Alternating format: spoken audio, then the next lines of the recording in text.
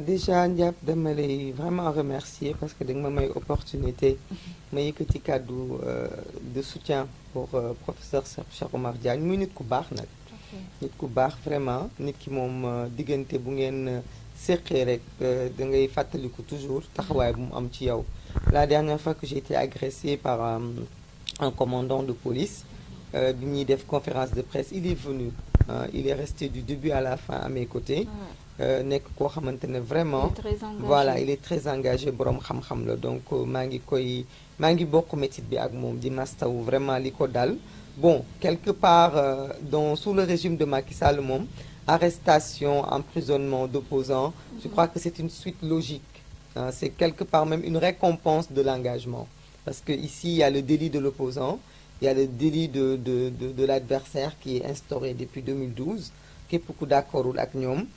soit di nga fanaan ci poste de police yi wala di nga fanaan ci prison yi mais en tout cas di nga am maille avec la justice il faut croire que c'est comme s'ils voulaient nous faire croire que ñi bon ñëpp ci côté opposition bi la ñu nekk donc vraiment maa ngi naqarlu loolu bu baax a baax di wax ne dans un pays normal soo gisee on se plaint ce n'est pas que on est d'accord pour la diffamation bu fekkente ne Cheikh Oumar Diagne dafa yëkkati ay kàddu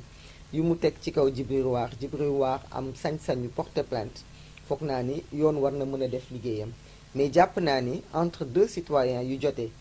nga yoon bu ciy def liggéeyam warta mën a jar ñu tëj citoyen bale parce que nag diffamation la personne doit pouvoir justifier su justifier wul mu fay une amende parce que man porté naa plainte commandant de brigade boobu nga xam ni Cheikh Omar daf ma soutenir woon ba tey plainte bi amul suite ñaata sénégalais ñoom lañ fi tooñ ñu porté plainte contre seen moroomu sénégalais mujjiwul fenn ba baax ki démb am na benn kilifa boo xamante ne dafa yor kàddu sant ay dara yëkkati fi ay kàddu tooñ toute une communauté mujjiwul fenn kon nag dëkk boo ci nekkee 2 poids 2 mesures dafa mënul exister on voit quand même que ci dëkk bi ku fi bëgg a am jàmm da ngay nekk ci côté de Macky Sall parce que chaque jour nga gis ku fareek moom tooñ diffamer saaga xaste te du mujj fenn bañ nañ ko ba ñun opposants yi sax booy porter plainte les gens se disent à quoi bon parce que plainte bi du mujj fenn ce n'est même pas instruit donc quand même 2 poids 2 mesures boobu moom la ñuy combattre mais nag je pense que Cheikh Oumar Diagne est très préparé et lii c'est loin de le briser fi mu jaar la ay moroomam jaar pare woon na itam pour jaar fii maintenant il faut surtout pas que les Sénégalais soient ingrats il faut que les gens s'en souviennent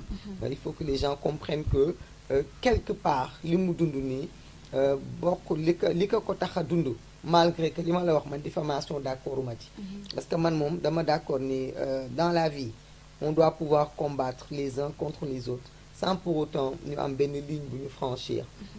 condition yu mu ko diffamé itam ñëpp gis nañ ko ci plateau télé dañu waxante ay kaddu yu ñaaw ñun dañ koy ñaawlu ci bépp boor bu mu mën a jóge xëy na moom ko kilifa boobu waar bu wootewul woon wax lu demee noonu mais moom gis nañ ko itam Djibril War yàgg nañ ko gis buntu assemblée nationale mu jël kaddu yu ñaaw di ko teg ci ay honnête gens te dara fekk ko ci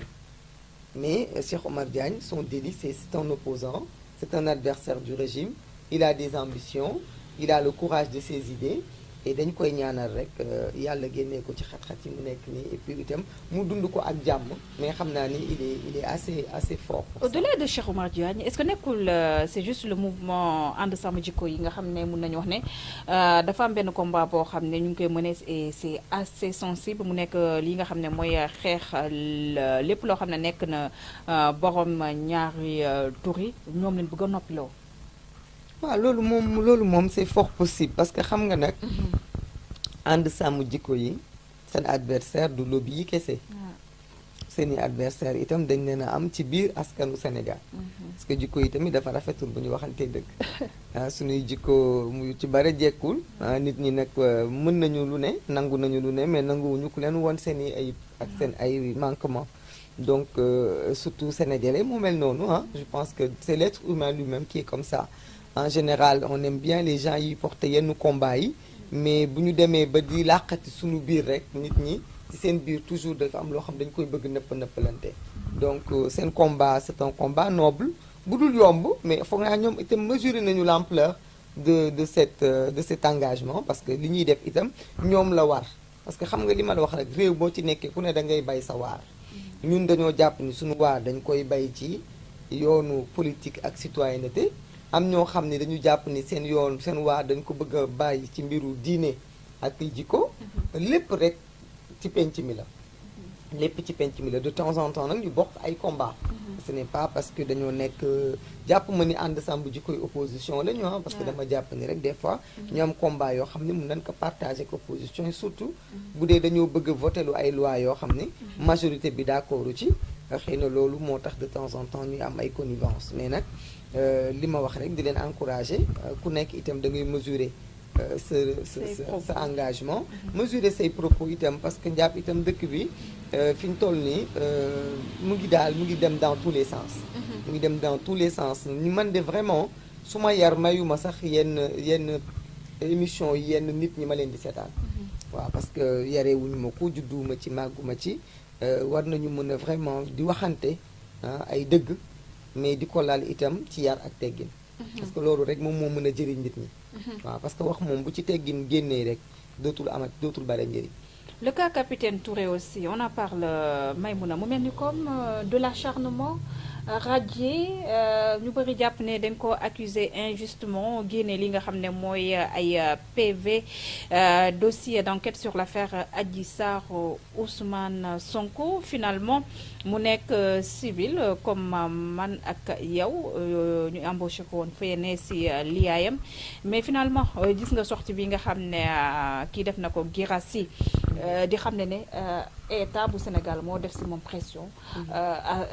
ba mu dem ba séddee dakkal contrat am ak ki nga xam ne mooy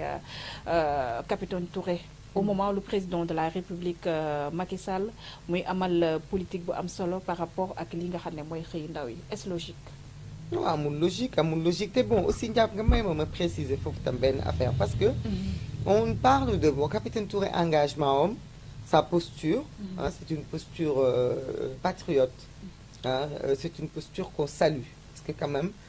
ñoom ñi nga xam ne dañoo sol ay tenues pour yor suñu kaaraange défendre ñu bu fekkente ne ci seen mission gis nañu ni liggéey bi ñu leen sant ça va à l'encontre de l'intérêt du peuple sénégalais am nañu aussi sañ-sañu am nañu taxawee mais je dis bien mais beaucoup de gens font benn amalgame bu ndaw que dafa fuiter ay PV je crois que ça c'est pas je ne pense pas avoir entendu capitaine Touré mu wax ko mu d'accord ni moom mu fuiter loo PV yi. mais attends bu ko defoon aussi. voilà mais xaaral rek mu ñëw foofu ma ne gisuma radié nañ ko. gisuma fu mu ko nangoo donc je considère que il est présumé innocent. parce que il n'a pas été prouvé que moom moo ko fuité loo parce que gis nañu ni moom nekkatul ci biir dossier bi mais PV yaa ngi fuité ba tey. donc il y a quand même toujours des gens qui font fuiter ces PV et ces informations ça c'est de un. De deux même si c'est lui qui l'avait fait d'aucuns pensent que le fait de l'avoir radié mais peut suffire comme sanction parce qu'il a été radié il a payé pour s'il l'avait fait il a payé pour cela. C'est vrai. Donc il revient avec du mérite dellu école jàngi passer son master il revient pour servir la société on le lui refuse donc le président Macky Sall n'a qu'à supprimer le pouvoir discrétionnel qu'il a de faire le droit de grâce. Ça sert à quoi qu'un président puisse pouvoir gracier des gens amnistier des gens et on ne peut pas pardonner à un monsieur un ancien militaire qui a été radié qui est reparti tout seul avec ay moyens boppam ak volonté boppam ba tey mu mën a ñëw jàngale waat ñu bañal ko te ngay gis ay criminels barki démb ci mujj ay criminels yoo xamante ne dañ leen tëj ñu war a dee ci kaso bi président Macky Sall di xëy di leen gracier nit ki bu defee crime sax am na sañ-sañu am droit à une seconde chance à plus forte raison maintenant qu'on me parle pas d'histoire de gendarmerie république j'ai entendu un monsieur là franchement bëgguma tudd turam parce que man d'habitude bëgguma tooñ